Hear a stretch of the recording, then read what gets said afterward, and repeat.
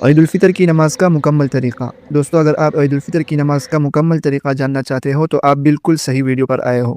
عید الفطر کی نماز سال میں صرف ایک بار آتی ہے، اس لیے بہت سے مسلمان بھائی ایسے ہیں جو عید الفطر کی نماز کا طریقہ بھول جاتے ہیں اور عید الفطر کی نماز میں غلطی کرتے ہیں۔ آج کی اس ویڈیو میں آپ کو صرف چند منٹ میں عید کی نماز کا مکمل اور آسان طریقہ بتاؤں گا تاکہ آپ کی عید الفطر کی نماز بالکل صحیح ہو۔ سب سے پہلے یہ بات یاد رکھیں کہ عید کی نماز 2 رکعت ہوتی ہے اور اس میں 6 اضافی تکبیریں ہوتی ہیں۔ پہلی رکعت سب سے پہلے نیت کرے، یعنی دل میں ارادہ کرے، اور اگر زبان سے کہنا چاہے تو یوں کہے: نیت کرتا ہوں میں 2 رکعت نماز عید الفطر واجب 6 زائد واجب تکبیرات کے ساتھ واسطے اللہ تعالیٰ کے، پیچھے اس امام کے۔ پھر امام اللہ اکبر کہے گا، اسے تکبیر تحریمہ کہتے ہیں، اس پر ہاتھ اٹھا کر سینے پر باندھ لے۔ پھر ثنا کہے، اس کے بعد 3 اضافی تکبیریں ہوگی، دونوں ہاتھ کانوں تک اٹھائے، تکبیر کہے اور ہاتھ چھوڑ دے۔ پھر دوسری مرتبہ دونوں ہاتھ کانوں تک اٹھائے، تکبیر کہے اور پھر ہاتھ چھوڑ دے۔ تیسری مرتبہ دونوں ہاتھ کانوں تک اٹھائے اور ناف کے نیچے باندھ لے۔ اب امام سورہ فاتحہ اور قرآن پاک کی تلاوت کرے گا، اس کے بعد رکوع اور سجدہ کرے جیسے عام نماز میں کرتے ہیں۔ دوسری رکعت میں امام سورہ فاتحہ اور قرآن پڑھے گا، اس کے بعد 3 تکبیریں کہی جائے گی۔ پہلی تکبیر کہتے وقت کانوں تک ہاتھ اٹھائے اور پھر چھوڑ دے۔